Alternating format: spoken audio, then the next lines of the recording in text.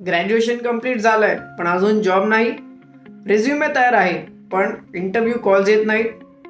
आज फक्त डिग्री पुरेशी नाही, मार्केट खूप कॉम्पिटेटिव्ह झालं आहे. कंपनीज थेरेटिकल नॉलेजपेक्षा प्रॅक्टिकल स्किल्स असलेले कॅन्डिडेट्स प्रिफर करतात.